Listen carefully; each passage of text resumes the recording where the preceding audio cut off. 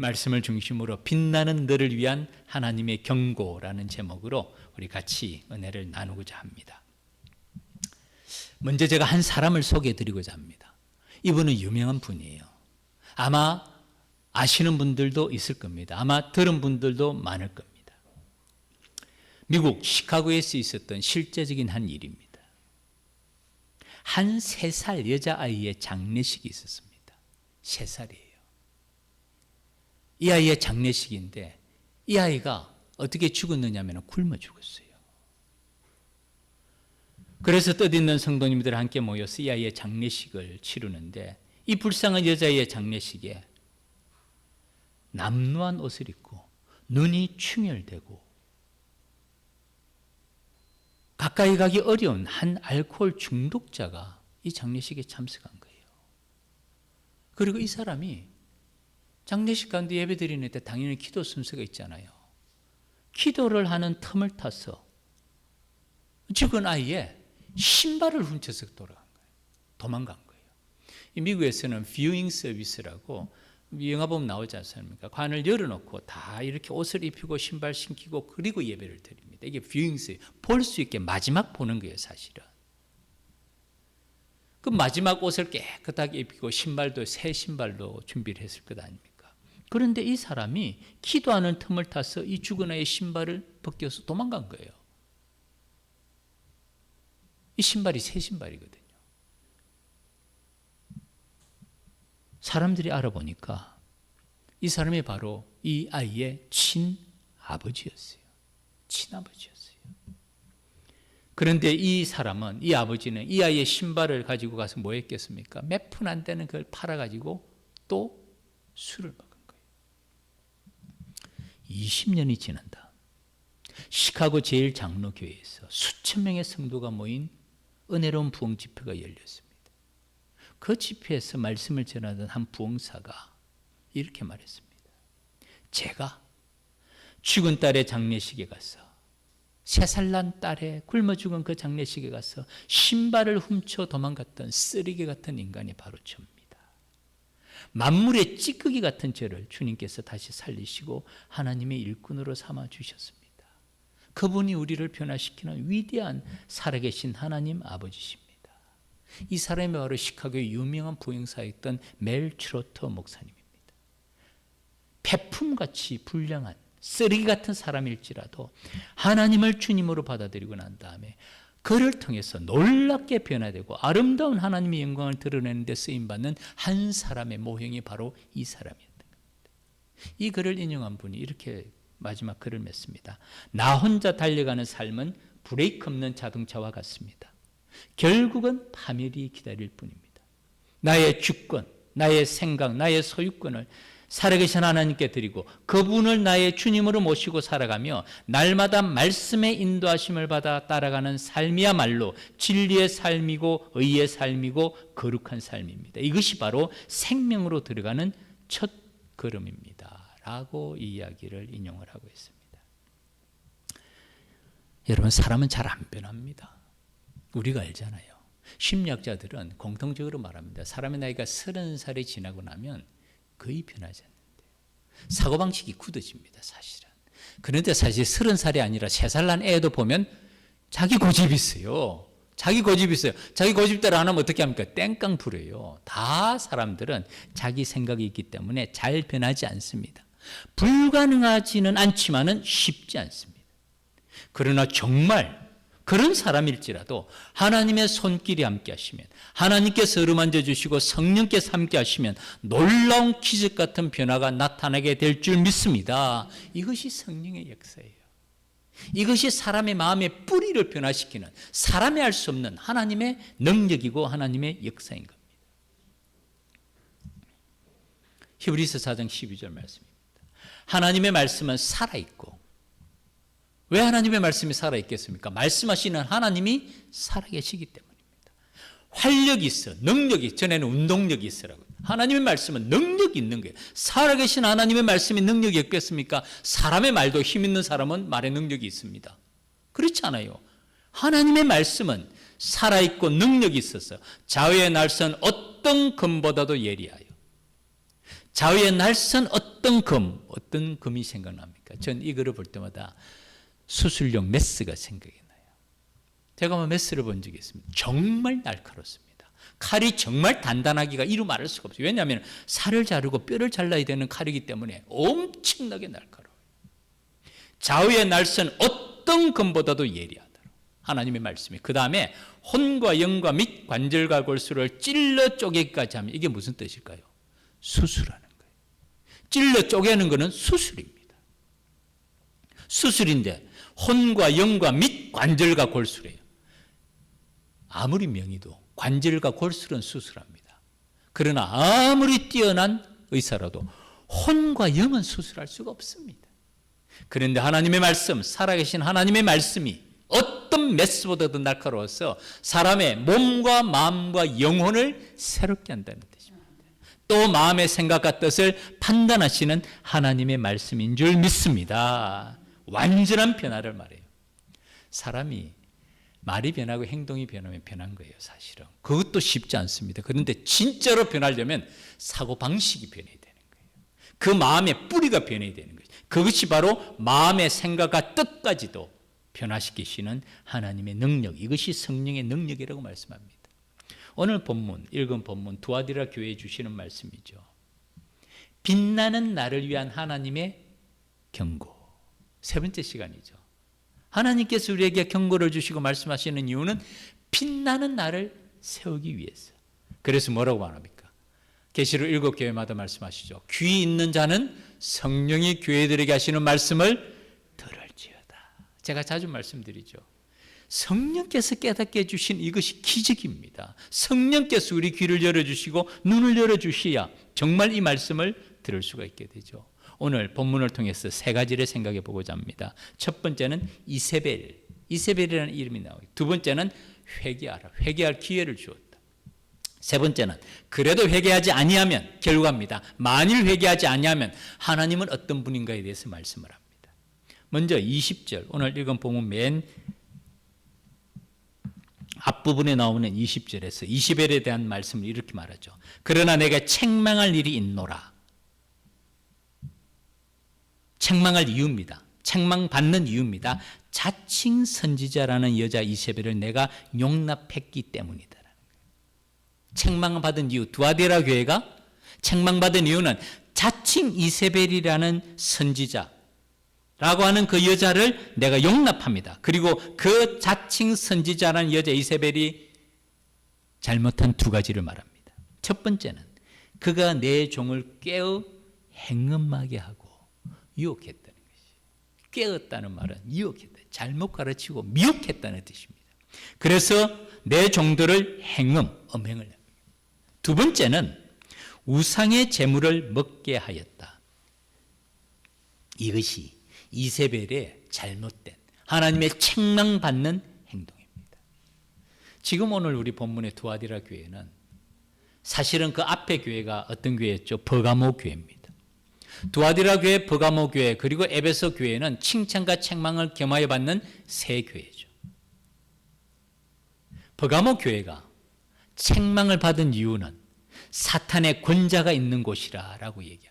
전의 성경에는 사탄의 위가 있는 곳이라, 사탄이 사는 곳, 다른 말로 하면 사탄이 버글거리는 곳이 버가모라고 얘기했죠. 기억하십니까? 이 사람이 아스클레피오스라는 의술의 신입니다. 의술의 신. 지금 흉상이, 거대 흉상이 오른팔이 떨어져 나갔죠. 올해 왼쪽에 있는 지팡이에 감고 있는 게 뱀입니다. 말씀드린 대로 지금 의사들 가운에 뱀이 상징 있는 것이 바로 아스클레피오스의 상징입니다. 우리하고 뱀은 별로 친하지가 않죠. 이 아스클레피오스라는 의술의 신이 버가모의 4개의 수호신 가운데 하나였어요. 수호신이 4개나 있었어요. 얼마나 사탄이 버글거렸겠습니까? 그리고 기록에 하면 이 버가모에는 신전이 12개 이상이 있었다고 말합니다. 한마디로 진짜 사탄이 버글거리는 사탄의 본부였어요. 심지어는 버가모 교회가 위치한 그 장소가 이전에 세라피스라는 신전으로 사용되는 그 건물을 교회로 사용하고 있었다고 말합니다. 그러니까 버가모는 정말 사탄의 권자가 있는 곳이에요. 여러분 놀랍죠? 교회가 그럴 수가 있습니까? 교회가 그럴 수가 있어요? 아니, 교회에 사탄이 우글거릴 수가 있냐고요. 버가모 교회가 그런 교회였어요.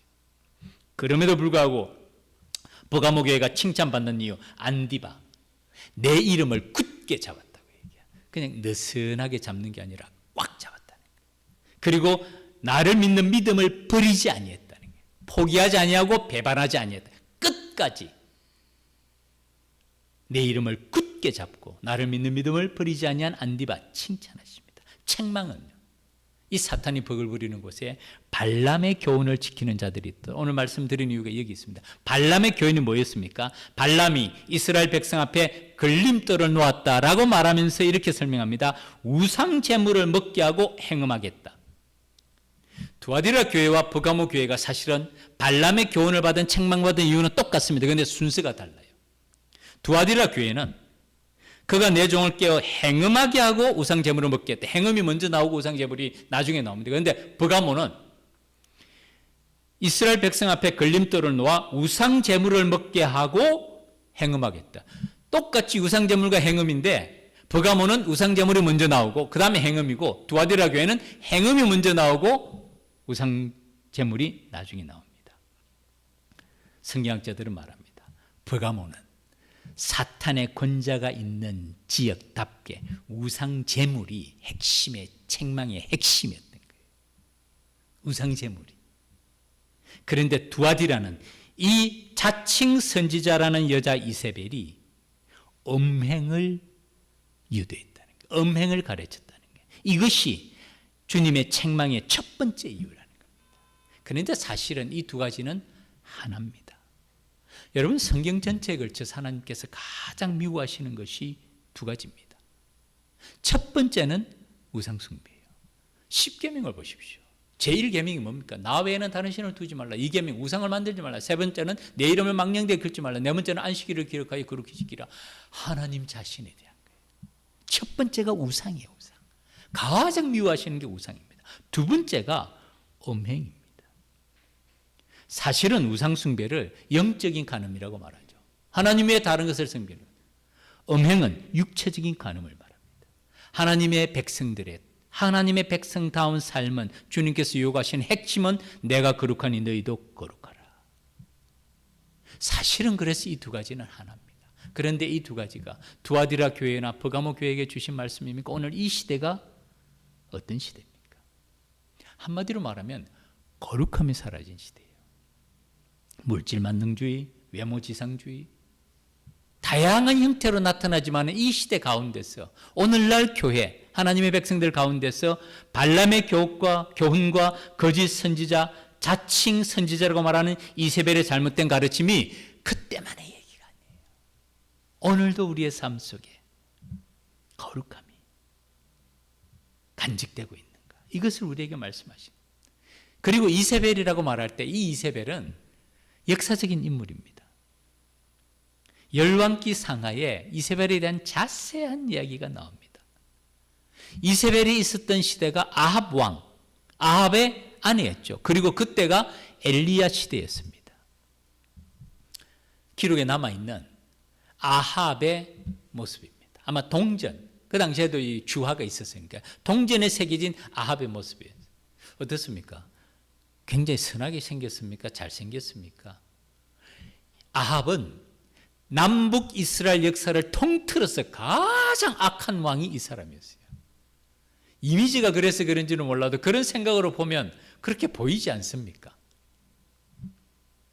그런데 이세벨은 이 아합, 가장 독한 왕인 아합보다 한술 더 뜬 사람이에요.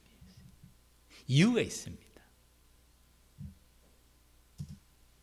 열왕기상 16장에 나오는 이세벨에 대한 기록입니다. 오므리의 아들, 오므라이스는 맛있지만 오므리는 별로 좋은 것 같지는 않아요. 그죠? 오므리의 아들 아합입니다.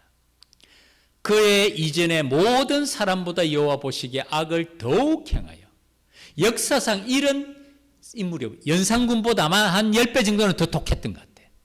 남북 이스라엘을 통틀어서 가장 악한 왕이 아합이었어요. 그런데 느밧의 아들 여로보암의 죄를 따라 행하는 것을 오히려 가볍게 여기며 이 하뱅, 그 다음에 시돈 사람의 왕 엣바알의 딸 이세벨을 아내로 삼고 가서 바알을 섬겨 예배하고, 여기서 엣바알이라는 뜻은 바알과 함께하는 자라는 뜻입니다. 이세벨이 누구냐면은 시돈의 왕 엣바알의 딸이라고 말합니다. 바알과 함께하는 자라는데, 원래 이 시돈 왕, 이 엣바알이라고 말하는 이 사람은 바알 신전에서 예식을 거행하는 신전지기 제사를 드리는 사람이었다고 봅니다. 그리고 이 사람이 시돈 왕을 암살한 거예요. 죽인 거예요. 그리고 자기가 왕위에 오른 인물이 바로 시돈 사람의 왕 엣바알이라. 자기 자신의 이름을 바알과 함께하는 사람이라는 뜻으로 자기 자신을 엣바알이라고 불러. 그 집안의 딸인 거예요, 이세벨이. 이세벨의 대표적인 사건은 엘리야의 갈멜산 사건입니다. 엘리야가 바알과 아세라 선지자와 대결을 벌이죠. 그때 얼마나 놀라운 역사가 나타납니까? 불로 응답하시는 하나님이 직접 개입하세요. 그리고 바알 선지자 450명을 죽입니다. 여러분, 450명이 만만한 사람이 아니에요. 엄청난 숫자예요, 사실은. 그 사람들은 누구였다고? 바알의 선지자였습니다. 그랬더니 이 이세벨이 누구라고요? 엣바알의 딸입니다. 바알을 섬기는 제사장의 딸, 그 아버지가 왕이 된 거예요. 이세벨이 뭐라고 말합니까? 엘리야를 협박하죠. 내가 오늘 너의 목숨을 취할 것이라. 참, 그 장면을 보면 충격스럽습니다. 그렇게 위대한 하나님의 선지자 엘리야가 어떻게 합니까? 도망가요. 바알 선지자 450명을 죽이고 난 그 엄청난 역사를 경험하고 목격하고 난 다음에 이 이세벨이 이 악독한 말, 내가 오늘 밤이 지나기 전에 너의 목숨을 취할 것이라는 이 협박에 도망갑니다. 어디로 도망갑니까? 그게 바로 로뎀나무 사건이죠. 광야로 도망갑니다. 도망갑니까? 도망갈 뿐만 아니라 로뎀나무 아래서 누워서 뭐라 그럽니까? 하나님, 저 죽여주세요. 그런 대선지자가 이런 여인 하나에게 쫓겨 도망갈 만큼 이 이세벨은 악독한 여자였다는 거예요. 그런데 이 여자를 비유해서 두아디라에 있는 한 여자였던 거예요. 교회 안에 있는 자칭 선지자라는 여자를, 선지자가 아니래, 자칭 선지자라는 여자 이세벨이 같은 여자가 있었다는 거예요. 그리고 그가 두아디라 교회에 강력한 영향력을 행사하고 있었던 것을 주님은 제일 먼저 책망하시는데, 그럼에도 불구하고 주님은 그들에게 다시 한번 기회를 주십니다. 또 내가 그에게 회개할 기회를 주었으되 자기의 음행을 회개하고자 하지 아니하는도다. 참, 하나님은 놀라운 분이세요. 이 두 번째 내용입니다. 회개할 기회를 주세요. 이세벨과 같은 여자에게도 세컨 찬스를 주시는 거예요. 다시금 돌이킬 수 있도록. 이게 하나님의 경고의 목적입니다. 징벌하시고 책망하시고 처벌하시고자 하는 게 아니라 다시금 돌이켜서 돌아오도록 하나님께서는 정말 세컨 찬스, 회개할 기회를 주심에도 불구하고 회개를 거부합니다. 그가 거부할 뿐만 아니라 또 그와 더불어 가늠한 자들도 회개하지 아니하고 거부한다고 얘기죠. 그러면 주님께서 어떻게 하신다고요? 그 다음에 말합니다. 볼지어다 내가 그를 침상에 던질 터이요. 여러분, 침상에 던진다는 표현을 우리가 주목할 필요가 있습니다. 이중적인 의미가 있어요. 첫 번째로 침상에 던진다는 것은 질병에 걸려 아프게 한다는 뜻입니다. 침상에 던진다는 것. 침상에서 꼼짝 못하는 이유가 뭡니까? 질병에 걸려서 누워서 꼼짝할 수가 없는 거, 움직이지 못했던 겁니다. 제가 전에 펜실베니아 사회 갈 때 전에 제가 사실은 이 디스크 척추로 인해 가지고 꼼짝 못한 적이 있었어요. 그때 아내가 침대를 치워버렸습니다. 바닥에서 한 1, 2년 생활했어요. 그러면서 서서히 회복이 됐어요, 사실은. 이번에 얼마 전에 아내도 갑자기 디스크가 와가지고 월요일 저녁에 밤 잠을 잘 잤는데 화요일 날 아침에 못 일어나는 거예요. 수요일 날 아침이었구나. 월, 화 지났으니까. 화요일 저녁에 밤 잠을 잘 잤는데 수요일 날 아침에 못 일어나는 거예요. 허리를 못 움직이니까 사람이 꼼짝 못 하는 거예요. 그 침상에 가만히 누워 있는 거예요. 화장실도 못 갈 정도가 됩니다. 사람이 디스크만 불편해, 척추만 불편해도 움직이지 못하고 침대에 누워 있습니다. 오늘 본문에서 내가 그를 침상에 던질 터이요라는 말은 질병에 걸려 하나님께서 징계하시겠다는 뜻입니다. 또 다른 의미는 음행에 대한 심판입니다. 침대가 어떤 장소입니까? 음행의 장소가 침대 아닙니까? 그런데 오히려 그 침대를 고통의 장소가 되게 하겠다는 의미가 포함이 되는 거예요. 쾌락의 장소가 이제는 징벌과 고통의 장소가 되게 하겠다는 것이 바로 내가 그를 침상에 던질 터이요.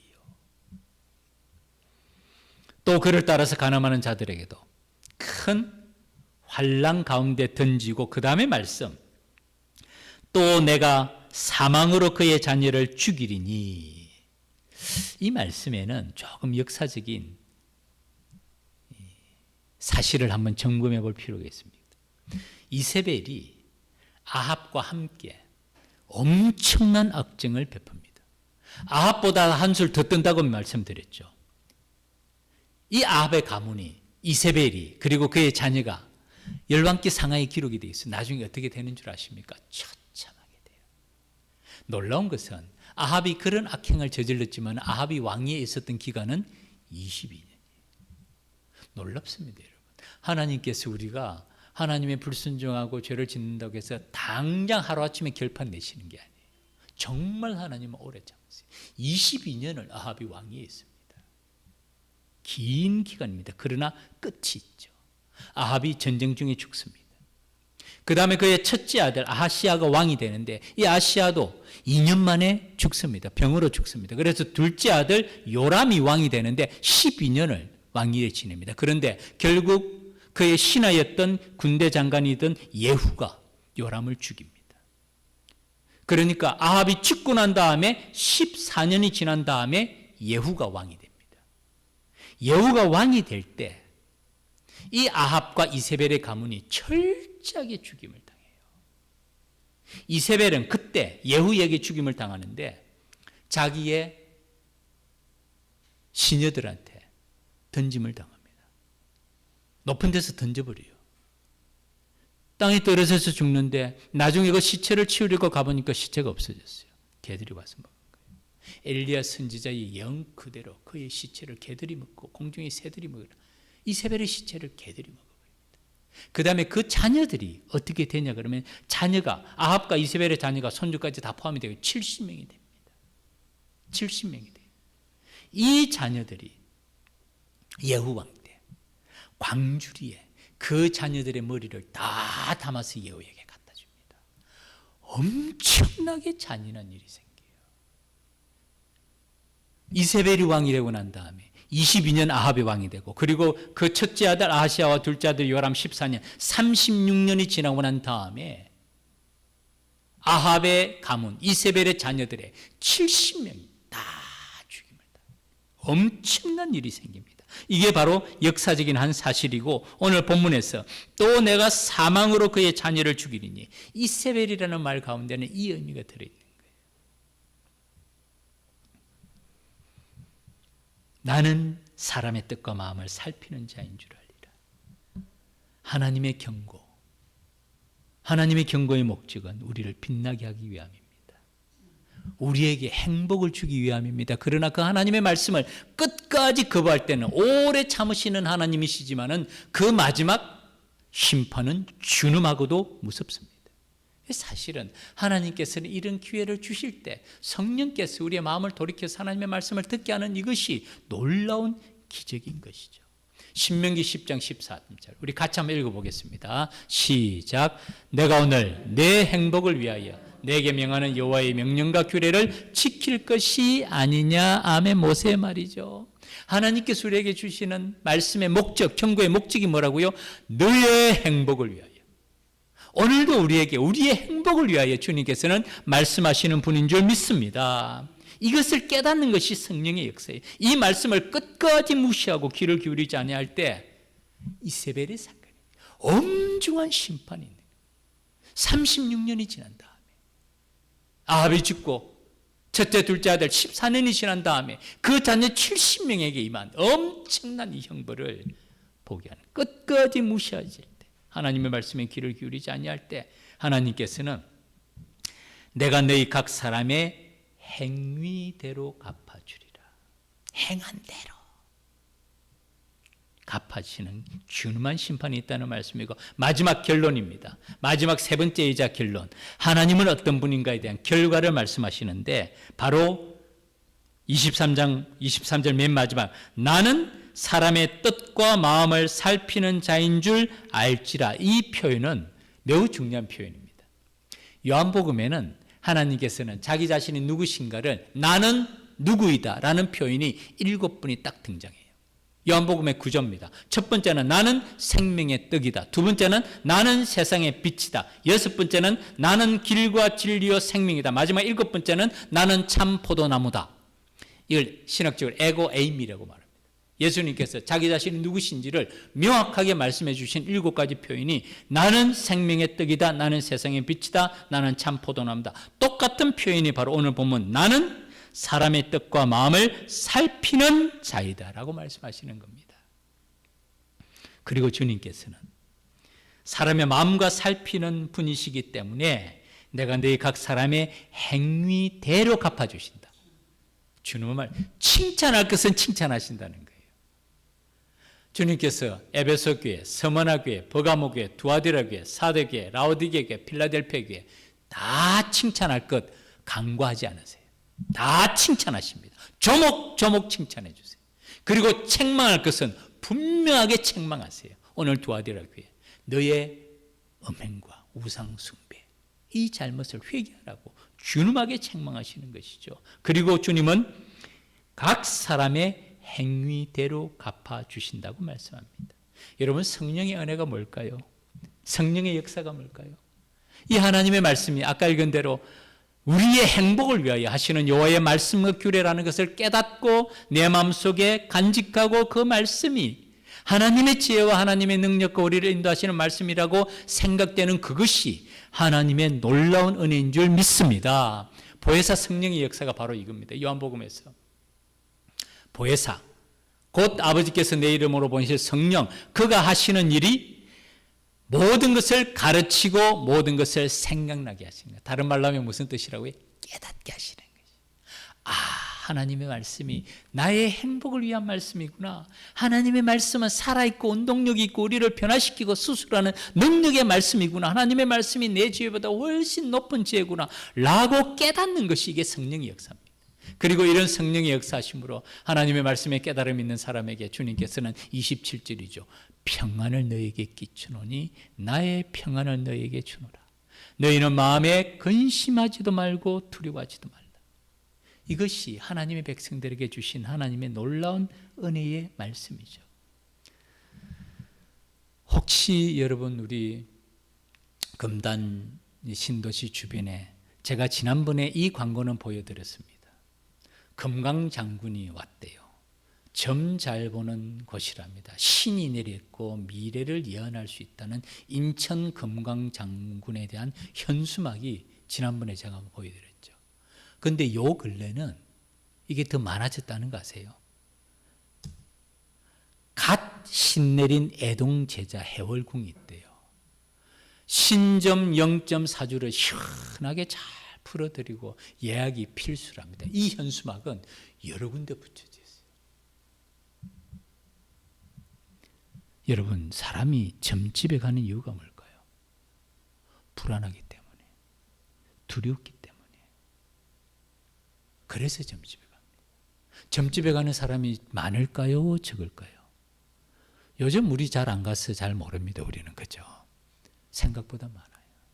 한국의 무속 인구가 점점 더 늘어난다고 얘기합니다.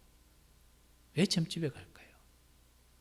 하나님을 몰라서 그래요. 정말 성령, 하나님의 영, 보혜사 성령께서 우리와 함께 하시고 우리를 인도하시는 이 사실에 대한 확신이 없기 때문에 그래요.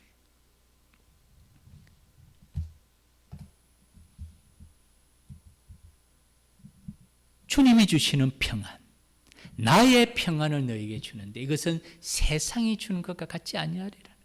마음에 근심하지도 말고 두려워하지 말라. 무당들이 점을 보면 각 사람마다 수호신이 있다고 얘기하더라고요. 비슷하게는 아는 겁니다. 수호신이 있는 게 아니라 보혜사 성령께서 함께 하시는 거예요. 그리고 그를 통해서 하나님의 백성이 누군지를 진짜 무당은 압니다. 성령께서 우리와 함께 하시기 때문에 손대지 못하는 거예요. 그 무당들이, 귀신들이 무슨 일을 할 수 있겠어요? 전능하신 하나님 앞에서. 그런데 그런 하나님의 능력이 있음에도 불구하고 근심하지도 말고 두려워하지 말라라고 말씀하심에도 불구하고 그 보혜사 성령의 능력을 모르는 사람, 근심과 염려와 불안과 걱정이 있으니까 누구한테 갑니까? 무당한테 가는 거예요.